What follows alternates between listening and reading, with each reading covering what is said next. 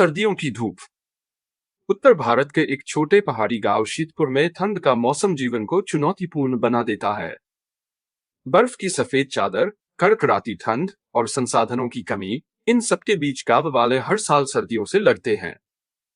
लेकिन इस बार सर्दी ने केवल ठंड नहीं, बल्कि गांववासियों की एकता, प्रेम और मानवीय मूल्यों की परीक्षा भी ली।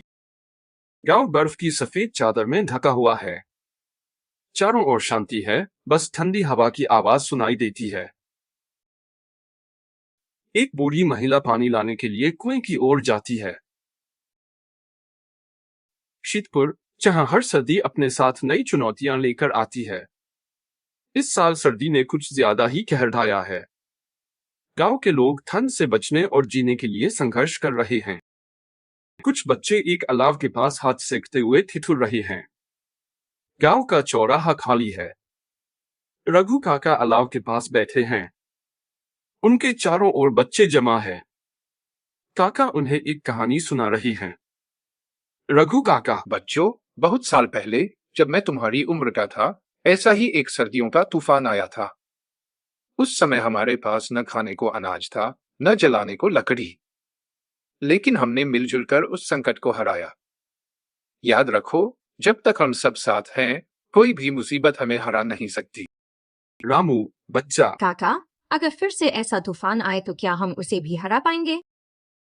रघु काका: बिल्कुल बेटा, पर इसके लिए हमें एकता और दया दिखानी होगी। बच्चे रघु काका की बात ध्यान से सुनते हैं। मीरा अपने घर के अंदर लकड़ियां और पुराने कंबल इकट्ठा कर रही है। वह अपने पड़ोसियों की मदद करने का फैसला करती है। मीरा: माँ, ये कंबल और लकड़ियां मैं काका को देने जा रही हूँ। ठंड इतनी तेज है, उनके पास तो जलाने के लिए कुछ भी नहीं होगा। मीरा की माँ: बेटी, अपने पास भी ज्यादा नहीं है, लेकिन अगर किसी की मदद हो सकती है तो जरूर करो।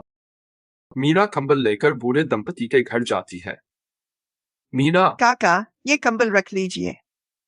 ठंड बढ़ती जा रही है। बूढ़ा व्यक्ति कांपती आवाज में: बेटी, तुम हर साल हमारी मदद करती हो। भगवान तुम्हारा भला करे। मीरा मुस्कुराती है और दूसरे जरूरतमंदों की मदद के लिए निकल पड़ती है। गोकुल अपने बड़े से गोदाम में अनाज के बोरे भर रहा है। बाहर ठंड से कांपते गांव वाले देख रहे हैं। गोकुल: स्वागत। यह सर्दी मेरे लिए एक मौका है। जब गांव वाले भूखे होंगे तो उन्हें मुझसे महंगे दाम पर अनाज खरीदना पड़ेगा। यह मौसम मुझे अमीर बना देगा। गांव वाले धीरे धीरे फुसफुसाते हुए वहां से चले जाते हैं। एक रात गांव में बर्फीला तूफान आता है।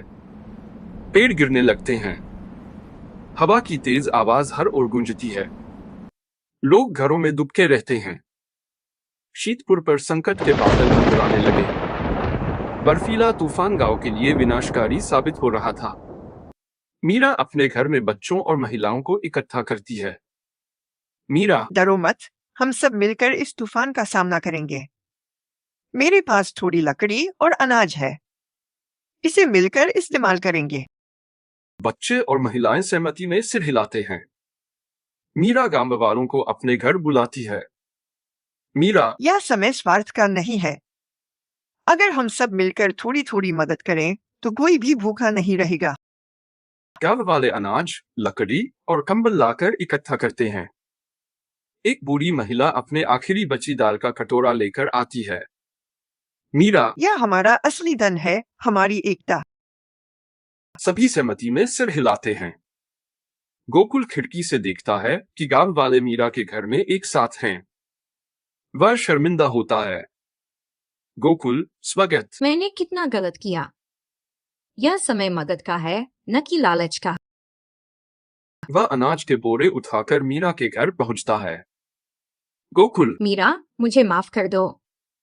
मैंने स्वार्थी बनकर बड़ी गलती की। अब मैं भी मदद करना चाहता हूँ। मीरा और गांव वाले उसे माफ कर देते हैं। सभी खुशी से उसका स्वागत करते हैं। तूफान खत्म हो चुका है। अंधेरी रात खत्म हो चुकी थी। सूरज की किरणों ने शीतपुर को नई ऊर्जा दी। गांव वालों ने मिलकर संकट को हराया था। बच्चे खेलते हैं। मीरा और रघु काका मुस्कुराते हुए गांव को देखते हैं। रघु काका गांव वालों को संबोधित करते हैं। रघु काका, याद रखो, जब तक हम साथ हैं, कोई भी संकट हमें नहीं हरा सकता। दया और एकता ही हमारी सबसे बड़ी ताकत है। गांव वाले जोर जोर से तालियां बजाते हैं। कहानी का सार: दया और सामूहिकता से हर समस्या का समाधान किया जा सकता है।